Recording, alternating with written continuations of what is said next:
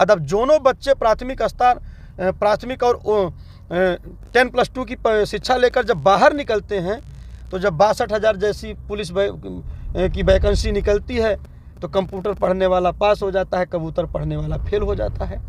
जो teacher primary में पढ़ाता है, जो सरकार से 80,000 रुपया 1 लाख रुपया सरकार से सैलरी ले रहा है, वो भी अपने बच्चे को प्राइमरी में नहीं पढ़ाता। लेकिन हम चाहते हैं कि देश में नहीं, प्रदेश ही नहीं, पूरे देश में एक समान शिक्षा लागू हो। जो सिलेबस कॉन्वेंट स्कूल में है, वही सिलेबस प्राथमिक स्कूल में भी लागू किया जाए। अब पूरे देश के बच्चों को एक समान शिक्षा दिया जाए, ये भागीदारी पार्टी चाहती है। और इस मुद्दे को लेकर हम मतदाताओं के बीच में हैं, और लोगों को ये बात भी समझ में आ रही है कि नेता सही बात कर रहा है। लेकिन देश के प्रधानमंत्री भाजपा ये नहीं चाहती है कि गरीबों के बच्चों को एक अच्छा एजुकेशन मिले। और दूसरी बात, हम चाहते हैं कि उत्तर प्रदेश नहीं, हर राज्यों में शराब बंद किया जाए।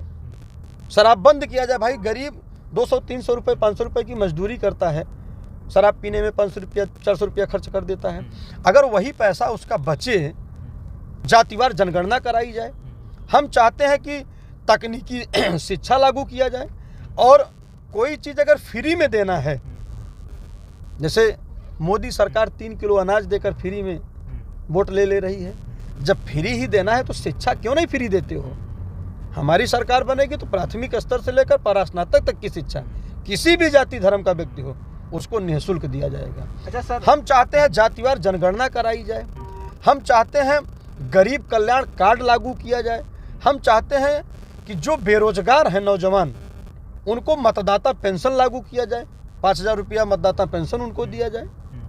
तो इन तमाम मुद्दों को लेकर हम जनता के बीच में हैं। अच्छा सर, अभी आपने बात किया है तकनीकी शिक्षा को लेकर के। सर, जो अभी निःशुल्क शिक्षा चल रहा है और तकनीकी शिक्षा की जो बात कर रहे हैं, तो सर उसमें कहाँ डिफरेंट, मतलब क्या नई चीज़ें आप लाने के प्रयास कर रहे हैं? निःशुल्क शिक्षा कहाँ चल रही है? मोदी सरकार, वो भी निःशुल्क शिक्षा।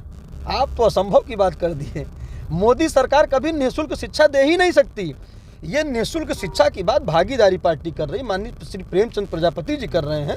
भागीदारी पार्टी के हमारे एक नौजवान सिपाही इसकी बात कर रहे हैं कि अगर कोई चीज़ फ्री में देना है तो शिक्षा दीजिए।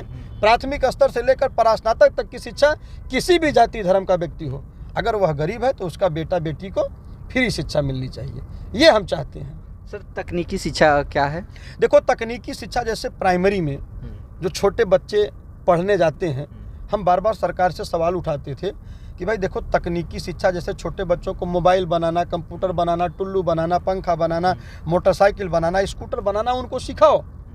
और वैसे भी छोटे बच्चों में एक सीखने की कला होती है। और जब बच्चे बड़े होंगे, जब सीख जाएंगे और उनको जब रोजगार नहीं मिलेगा तो छोटा मोटा अपना व्यवसाय करेंगे। स्कूलों में गणित का विषय पढ़ाया जाता है, विज्ञान का, अंग्रेजी का पढ़ाया जा रहा है, तो उसमें एक पीरियड 1 घंटा आप उसमें तकनीकी शिक्षा का जोड़ दीजिए। छोटे बच्चों को ये इलेक्ट्रॉनिक उपकरण जो तमाम है, ये चीज़ बनाना उनको सिखाइए। जब वो बड़े होंगे, आपके पास तो रोजगार है नहीं। अगर आपके पास रोजगार होता है तो आपने देखा कि 62,000 वैकेंसी पुलिस डिपार्टमेंट की इन लोगों ने निकाला।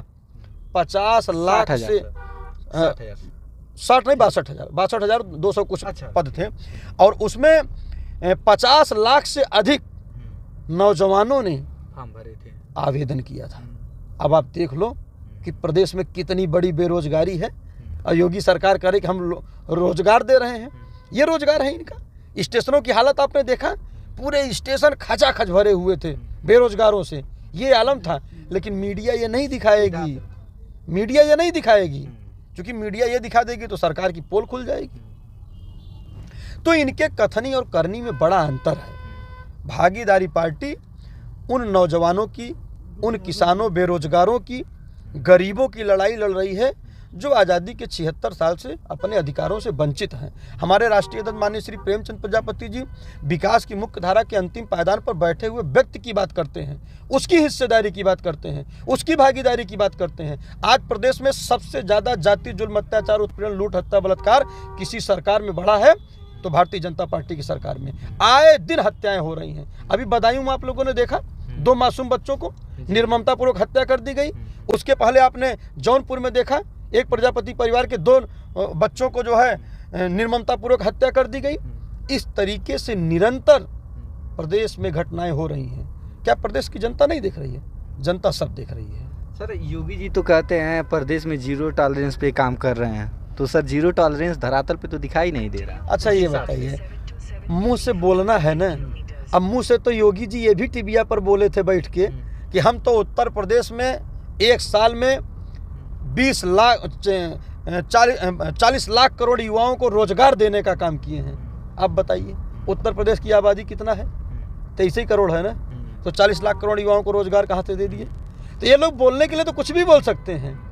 भाई मुंह से बोलना है, कुछ भी बोल दीजिए। धरातल पर आपने देखा कि नहीं देखा? पुलिस डिपार्टमेंट की वैकेंसी में आपने देखा कि नहीं देखा?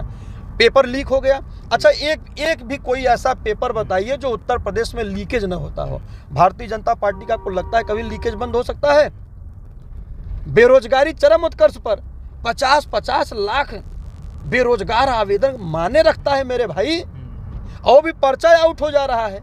आप बताओ, जो छात्र 500 रुपये 1000 रुपया लगाकर एक जिले से दूसरे जिले में पेपर देने गया, पेपर लीक हो गया, उसका भुगतान कौन करेगा? 400 रुपया आवेदन करवा रहे हैं, 50 लाख से ऊपर छात्र आवेदन किए हैं, कितना पैसा सरकार के पास गया? और कह रहे हैं कि 6 महीने बाद जो हम पुनः परीक्षा कराएंगे, इसकी भरपाई कौन करेगा? ये केवल एक प्रोपोगेंडा भारतीय जनता पार्टी बनाती है, नौजवानों को गुमराह करती है। नौजवान लखनऊ में जाएगा रोजगार मांगने तो ये लोग डंडा बरसाते हैं।